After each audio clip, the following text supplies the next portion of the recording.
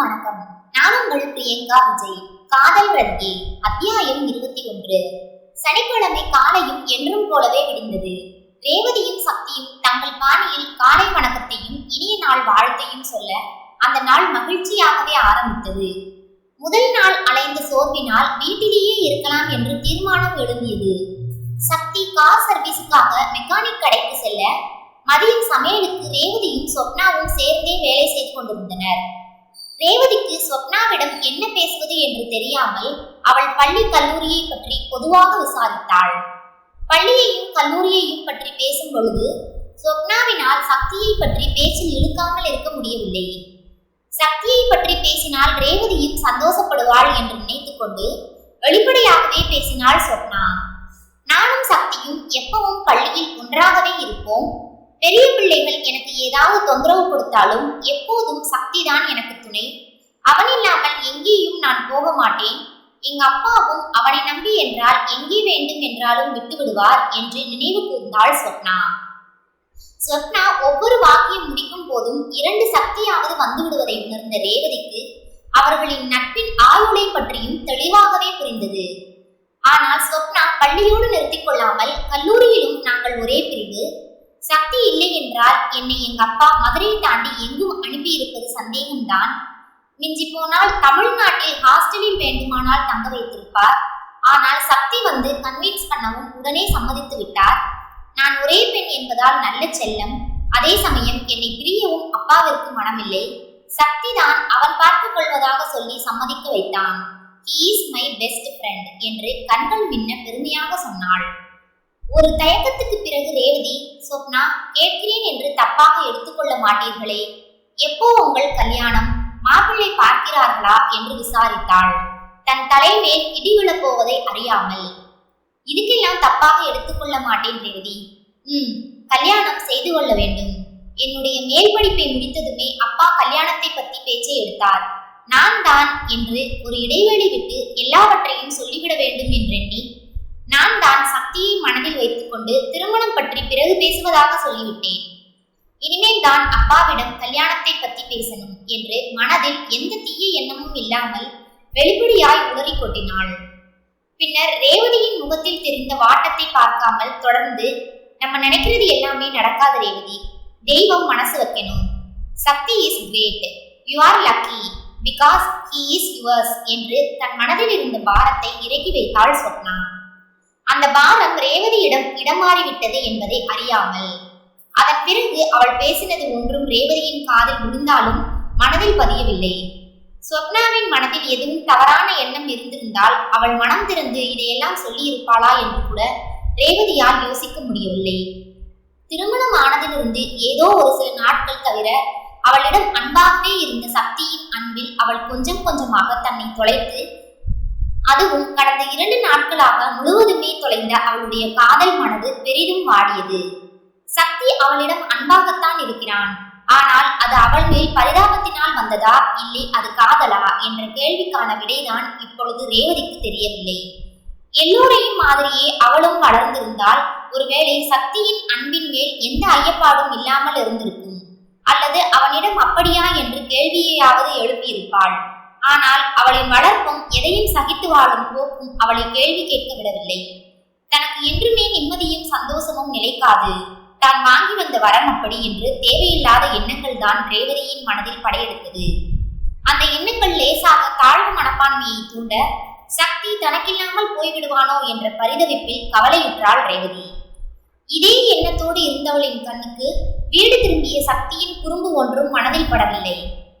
மதிய உணவை அருந்திய பொழுது சொப்னா ஏதோ சொல்ல அதற்கு சக்தி அவள் தலையில் ஒரு தட்டு தட்ட அதை பார்த்த ரேவதி மற்ற நேரங்களில் ஒன்றும் நினைத்திருக்க மாட்டாள். எனினும் இப்போது அவள் அகமும் முகமும் வாடிவிட்டது.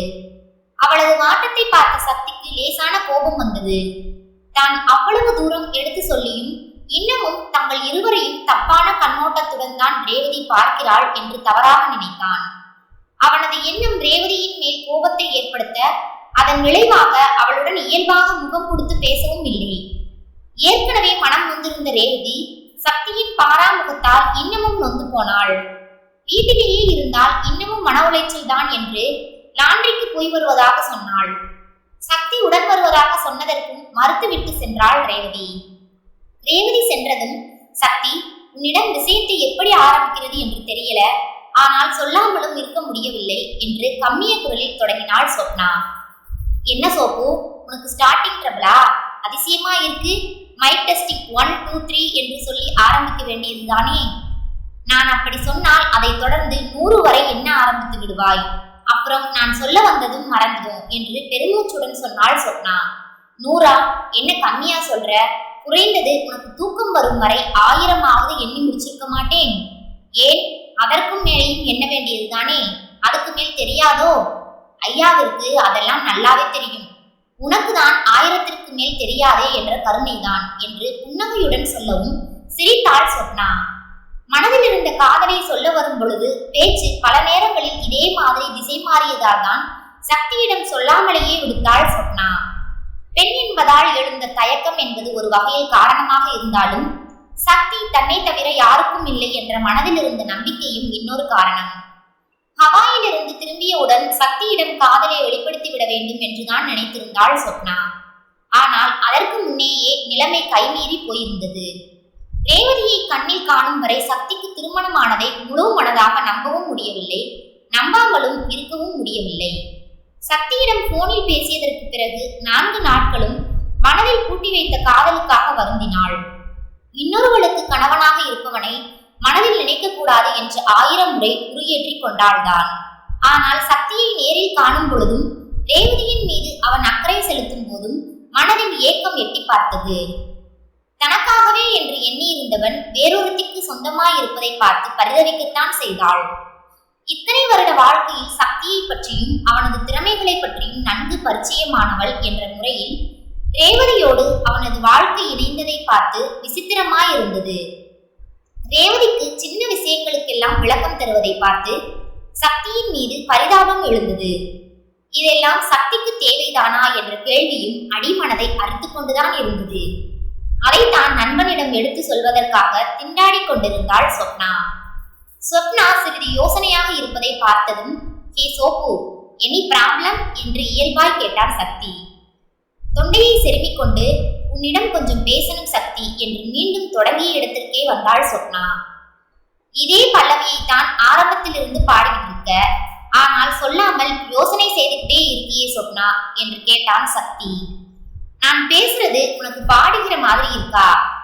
இல்லை, நீ சொல்ல வந்ததை சொல்லாமல் இப்படி பேச்சை மாத்திட்டு மறுபடியும் உன்னிடம் ஒன்னு சொல்லணும் போல இருக்கு சக்தி என்று ஆரம்பித்தால்தான் எனக்கு ஓடணும் போல இருக்கு சொப்னா என்று ஏற்ற இரக்கத்துடன் சொல்லவும் சொப்னா சிரித்தாள். அவள் சிரிப்பதை பார்த்து, இப்பொழுது விஷயத்தை சொல்ல போகிறாயா இல்லையா என்பது போல் சக்தி முறைக்க, ஓகே ஓகே சொல்கிறேன் என்று 2 கைகளையும் சக்தியை நோக்கி சரணடைவது போல் சைகை செய்தாள் சொப்னா. ஹே சக்தி, நான் சொல்வதை தப்பாக நினைத்துக் கொள்ளாதே, மனதில் இருக்கிறதை வெளிப்படையா சொல்லிடுவேன் என்று ஆரம்பித்த பொழுது சக்தி தூக்கம் வருவது போல் விளையாட்டாக ஜாடையில் சொல்ல சோஃபாவில் இருந்த குசனை தூக்கி அவன் மீது வீசினாள் சொப்னா. அப்புறம் விஷயத்தை சொல்லணும் என்று உட்கார வச்சுட்டு, இப்படி உன்னை பத்தி தெரிந்த விஷயத்தையே மறுபடியும் மறுபடியும் சொல்லி காதிலிருந்து ரத்தம் வர வைக்கிறியே என்று போலியாக அழுத்து கொண்டான் சக்தி. இந்த 3 நாள் உன்னையும் ரேவதியையும் பார்த்த பிறகு எனக்கு மனசே கேட்கலை சக்தி. ரேவதி நல்லவள் தான், அதை பற்றி எந்த சந்தேகமும் இல்லை. ஆனால் நல்லவள் என்பது வேறு, பொருத்தம் என்பது வேறுதானே. பொருத்தம் என்று நான் சொல்வது உடல் பொருத்தத்தை மட்டும் நான் சொல்லலை. உன்னை பத்தி எனக்கு நல்லா தெரியும் சக்தி. படிப்பிலும் திறமையிலும் நீ பயங்கர ஸ்மார்ட். கல்லூரியிலும் சரி பள்ளியிலும் சரி நீதான் கோல்டு மெடலிஸ்ட். ஆனால் ரேவதி ஜஸ்ட் +2 தான் படிச்சிருக்கா. சக்தி, மொழி பிரச்சனையும் சேர்த்து ஒவ்வொரு சின்ன விஷயமுமே நீதான் எடுத்து சொல்ல வேண்டியிருக்கு. இது காலம் முழுக்க உன்னால் முடியுமா? ஆரம்பத்தில் அழுக்காமல் இருக்க முடியும், ஆனால் லாங் டைமிற்கு ஒத்து வருமா என்று பல கேள்விகளை எழுப்பினாள். சக்தி அவளுடைய கேள்விகளுக்கு எந்த பதிலும் சொல்லாமல் யோசனையுடன் மௌனமாக அமர்ந்திருந்தான். கீழே லாண்ட்ரி செய்ய போன ரேவதி பாத்ரூமில் இருக்கும் துண்டை எடுக்காமல் விட்டது நினைவு வர மேலே வந்தவள் எதேச்சியாக சொப்னாவின் கேள்விகளை கேட்க நேரிட்டது. கணவன் ஏதாவது மறுத்து சொல்வான் என்ற எதிர்பார்ப்பில் சிலையாய் நின்ற ரேவதி பெரிதாய் எழுந்த கேவலை அடக்க முடியாததால் பொறுமையின்றி மீண்டும் லாண்ட்ரி ரூமிற்கு சென்று விட்டாள். சக்தி எந்த பதிலும் சொல்லாமல் மௌனமாக இருப்பது கண்டு தொடர்ந்து, நம்ம இன்னொரு ஜென்மம் எடுக்க போகிறோமா இல்லையா என்பது தெரியாது சக்தி. ஆனால் இந்த ஜென்மத்தில் நமக்கு பிடித்த மாதிரி நம்ம வாழ்க்கையை நிம்மதியாக வாழணும் இல்லையா என்று பீடிகையுடன் நிறுத்தினாள் சொப்னா. சக்தி சில நிமிடங்கள் மௌனமாக சிந்தனையில் ஆழ்ந்தான். உன் மனதில் இருந்ததை வெளிப்படையா சொன்னதற்கு தேங்க்ஸ் சொப்னா. முதலில் நீ அடிப்படையில் ஒரு விஷயத்தை புரிஞ்சுக்கணும். கட்டாயம் படிப்பு இன்றியமையாத தேவைதான், அதில் எந்த மாற்று கருத்தும் இல்லை. ஆனால் இந்த படிப்பு என்பது அறிவை மேம்படுத்துவதற்காகத்தானே தவிர குடும்ப வாழ்க்கையை ஏற்றுக்கொள்வதற்கான தகுதியை அடைவதற்காக இல்லை. நீ சொன்னதற்கு பிறகுதான் எனக்கே சில விஷயங்கள் தெளிவானது. நிம்மதி கிடைக்கணும் என்றால் நமக்கு பிடிச்ச வாழ்க்கையை அனுபவிக்கணும், அல்லது கிடைச்ச வாழ்க்கையில் பிடிப்பு வரணும். என்னை பொறுத்தவரை ரெண்டுமே கிடைச்சிருக்கு Swapna. Yes, I like Revathi. I love her a lot. எனக்கு பிடிச்ச ரேவதியும் என்னுடைய வாழ்க்கையில் கிடைச்சிருக்கா. ரேவதி வந்ததால் என்னுடைய வாழ்க்கையிலும் ஒரு பிடிப்பு வந்திருக்கு, ஒருவித தேடல் வந்திருக்கு. லாங் டேமிற்கு ஒத்து வரணும் என்பதால் தான் சொப்னா ரேவதிக்கு நிறைய விஷயங்கள் கத்து தருகிறேன். நீ சொன்ன மொழி பிரச்சனை, சின்ன சின்ன விஷயத்திற்கு கூட எடுத்து சொல்வது எல்லாமே ஜஸ்ட் தற்காலிகமானது. அந்த தற்காலிகமான பிரச்சனை கூட எதற்கு என்று யோசித்தால் பதில் ரொம்ப சிம்பிள். நீ சொன்ன உடல் பொருத்தம் மனப்பொருத்தம் இருப்பது மாதிரி எல்லா விதத்திலும் பொருத்தமா இருக்கணும் என்பதால் தான் என்று நீண்டதொரு விளக்கத்தை கொடுக்கும் பொழுதுதான் சக்திக்கு தன்னுடைய நிலை தெளிவாக விளங்கியது. அவனது விளக்கத்தை கேட்ட சொப்னா உண்மையிலேயே பூரித்து, சக்தி நீ ரொம்ப கிரேட். நான் இந்த மாதிரி யோசிக்கவே இல்லை. நீ ரொம்ப கஷ்டப்படுற மாதிரியே யோசித்தேனே தவிர இன்னொரு சைடில் இருந்து யோசிக்கவே இல்லை. நானும் குழம்பி உன்னையும் குழப்பி, ஓ சாரி, நீ குழம்பவே இல்லை, தெளிவாகத்தான் இருக்கிறாய் என்று தனது கருத்தை வெளிப்படுத்தினாள். இல்லை சொப்னா, நீ குழம்பியதும் நன்மைக்கே என்று பாராட்டினான் சக்தி.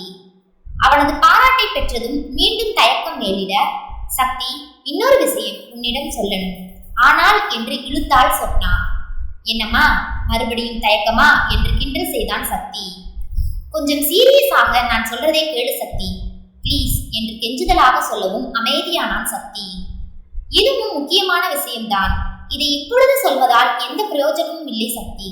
ஆனால் சொல்லாமல் இருக்கவும் மனசு கேட்கல என்று பீடிகை போட்டாள் சொப்னா. சொப்னாவை தயக்கத்தை உடைத்து சொல்லட்டும் என்று மௌனமாகவே காத்திருந்தான் சக்தி. நீ என்னுடைய பெஸ்ட் ஃப்ரெண்டு சக்தி. நீயே என்னுடைய லைஃப் பார்ட்னராக வரணும் என்று தான் நினைச்சிட்டு இருந்தேன். பல நேரங்களில் நீயே சொல்லுவாய் என்று எதிர்பார்த்தேன். சில நேரம் நானே சொல்லலாம் என்று முடிவு செய்து பேச வந்தாலும் பேச்சு திசை மாறி போயிடும்.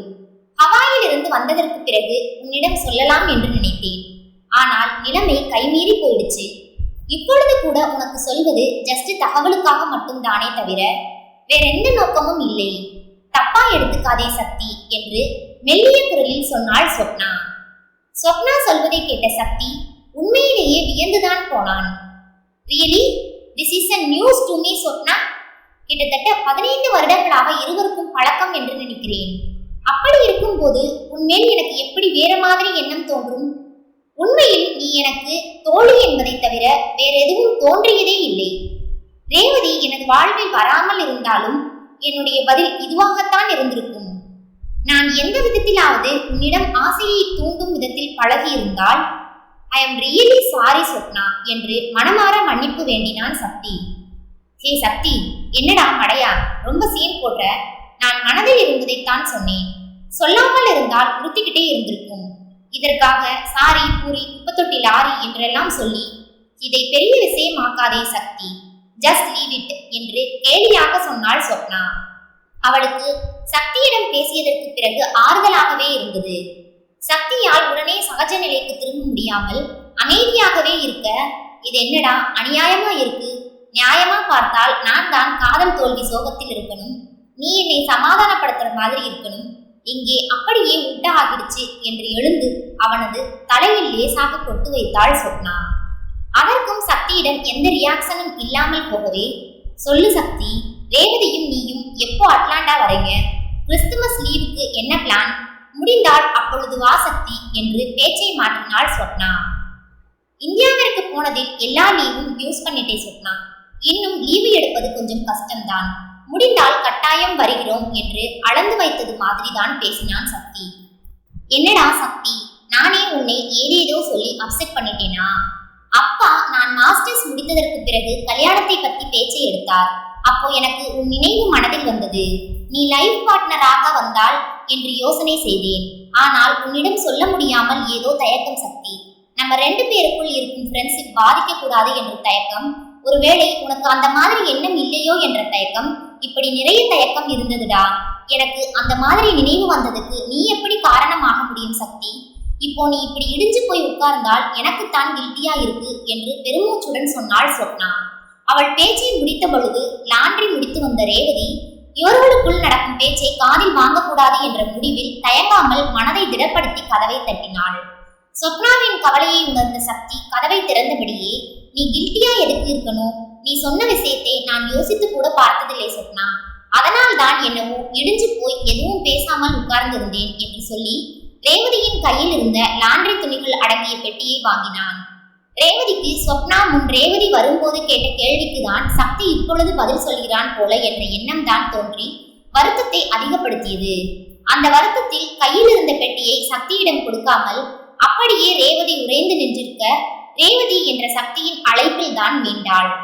உணர்ச்சி துடைத்த முகத்துடன் சக்தியை ஏறிட்டவள் ஒண்ணுமில்லை என்று திக்கி தடுமாறினாள். சொப்னாவின் முன்னிலையில் ரேவதியிடம் எதுவும் பேச முடியாமல் போகவே, உன்னுடைய ஒண்ணுமில்லைக்கு அர்த்தம் மட்டும் சொல்லிட்டால் நல்லா இருக்கும் என்று பெருமூச்செறிந்தான் சக்தி. இல்லை, ரொம்ப கனமா இல்லை, நானே போய் கபோர்டில் வச்சிடுறேன் என்று துணி அலமாரியில் வைப்பதற்காக நகர ஆரம்பித்தாள் ரேவதி. தலையை நிமிர்த்தி கூட பார்க்காமல் இயந்திரமயமாய் செல்பவளை எதுவும் தொந்தரவு செய்யாமல் விடாப்பிடியாய் பெட்டியை மட்டும் வாங்கி கொண்டு, எனக்கு கொஞ்சம் சூடா ஒரு காபி போட்டு தர முடியுமா ரேவதி என்று கேட்டான் சக்தி. கணவனின் வேண்டுகோளுக்கு பணிந்து அடுப்படிக்கு சென்றவள், சொப்னா உங்களுக்கும் சேர்த்து காபி போடவா என்று கேட்டாள். ஆனால் சற்று முன்னர் வரை அழுததால் குரல் மட்டும் நமனம என்று இருந்தது. அவளது குரலில் இருந்த மாற்றத்தையும் சக்தி கவனிக்க தவறவில்லை. லாண்ட்ரி செய்த துணிகளை வைத்துவிட்டு வரும் பொழுது கையில் காஃபியை நீட்டினாள் ரேவதி. நன்றி சொல்லி வாங்கியவனை ஏறிட்டு பார்க்க துணிவு இல்லாமலேயே மீண்டும் அடுப்படிக்கு சென்றாள் ரேவதி. சக்திக்கு இருந்த மனநிலையில் ரேவதியின் கண்ணாமூச்சி ஆட்டத்தை நிறுத்த முடியவில்லை. ரேவதியும் கணவனின் தோளில் சாய்ந்து அழவில்லை. உணவருந்தியதற்கு பின்னர் மூவரும் வெவ்வேறு வகையான மனநிலையில் அன்றைய இரவை கழித்தனர். ரேவதியை இன்று குட் நைட் சொல்லவும் ஸ்வீட் ட்ரீம்ஸ் என்று சொல்வதற்கும் வரட்டும். அப்படி வராத பட்சத்தில் நாளைக்கு வட்டியும் முதலுமாக சேர்த்து கொள்முதல் செய்யலாம் என்று குறித்து கொண்டான் சக்தி. ரேவதிக்கோ எண்ணம் வேறு மாதிரி இருந்தது. கணவனுக்கு தன் மேல் விருப்பம் இல்லாததால் குட் நைட் கூட சொல்லவில்லை என்று கண்ணீர் வடித்தாள். 2 நாள் கனவுலகத்தில் வாழ்ந்து திரும்பியதை போல் உணர்ந்தாள். பிறக்கும் பொழுதே கடவுள் எனக்கு இந்த மாதிரி கண்ணீர் வடித்துக் கொண்டே இருப்பதற்கான வரத்தை கொடுத்து விட்டாரோ என்று நொந்தபடி மனதில் இருக்கும் ரணத்திற்கு மருந்தாக கண்ணீரை உதிர்த்தாள். ஸ்வப்னாவிற்கு தன் மனதில் இருந்த எண்ணத்தை வெளிப்படுத்துவதற்கு முன் இருந்த சஞ்சலம் குறைந்திருந்தாலும் சக்தியின் மௌனத்தை பார்த்து கவலை பிறந்தது. தேவையில்லாமல் எண்ணத்தை சொல்லி நல்ல நண்பனை இழந்து விட்டோமோ என்ற கவலையில் மூழ்கி தூக்கத்தை தொலைத்தாள். சக்தி கோபத்தில் இருந்தால் கூட 2 வார்த்தை திட்டி தீர்த்திருக்கலாம். இப்படி மௌனமாக இருப்பதை பார்த்தால் நட்பை முறித்துக் கொள்வானோ என்ற கலக்கம் ஆட்டுவிட்டது.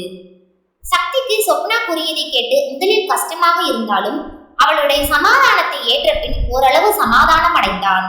ஆனால் தன்னுள் நிகழ்ந்த மாற்றங்களை குறித்து ஆராய்ந்து கொண்டிருந்ததில் பேசும் மொழியை மறந்து மௌனத்தில் உறைந்தான். தன்னுடைய மாற்றத்தை உணர்ந்து தன் மனம் புரிந்ததிலிருந்து சந்தோஷ வானில் சிறகடித்து பறந்து கொண்டிருந்தான். கண்களை மூடி வண்ணமயமான கனவுகளுடன் கால விரயத்திற்காக மானசீகமாக கொட்டிக் கொண்டான். இந்த முறை அவனது மனது பரிதாபத்திற்கும் காதலுக்கும் இடையே ஊஞ்சலாடவில்லை. ரேவதியை முதலில் பார்த்த பொழுதிலிருந்து காதலா என்றெல்லாம் தெரியவில்லை.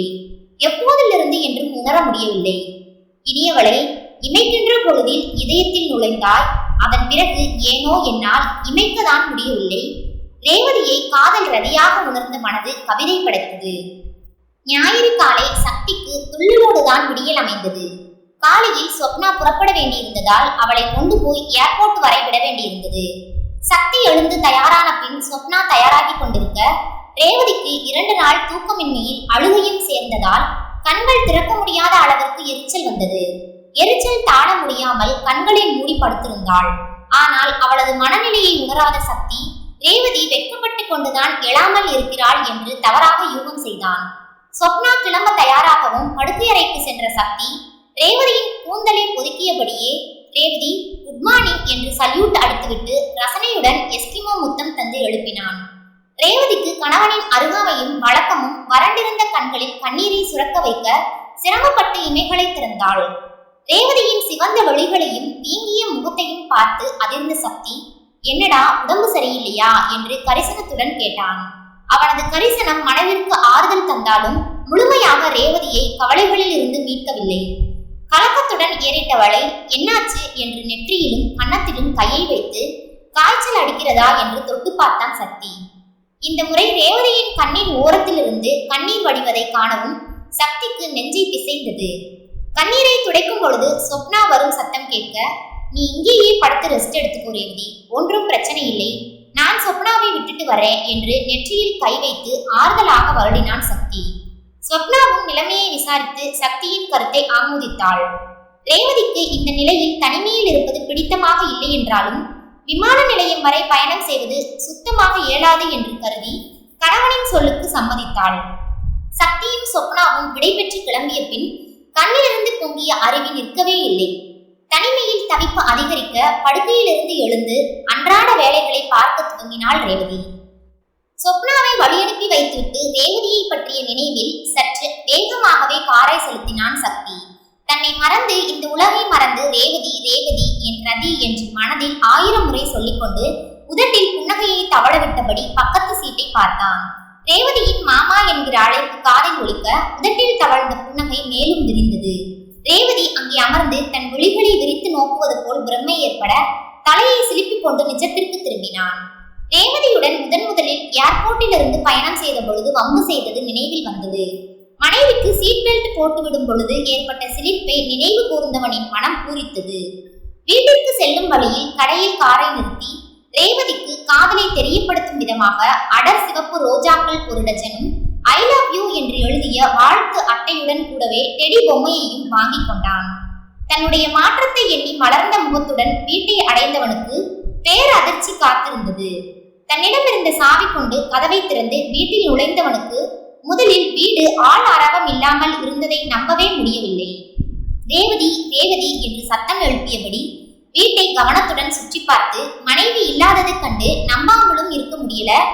ஒருவேளை ராகா வீட்டில் இருப்பாளோ என்று மனதில் தோன்றிய வினாடியே அவன் ஊரில் இல்லாதது நினைவில் வந்து இதய துடிப்பை அதிகரித்தது. ரேவதி வீட்டில் இல்லாததை முழுமையாக நம்பிய பொழுது நெஞ்சமே பிளவு ஏற்பட்டது போன்று உணர்வு தோன்றி கண்ணில் நீர் துளிர்க்க இடிந்து போய் அமர்ந்தான் சக்தி. தொடரும். இப்பதான் நம்ம சேனலை புதுசா பாக்குறீங்கன்னா சப்ஸ்கிரைப் பண்ணிக்கோங்க. கதையை பத்தின கருத்துக்களை கமெண்ட் பாக்ஸில் தெரிவிக்கவும். நன்றி.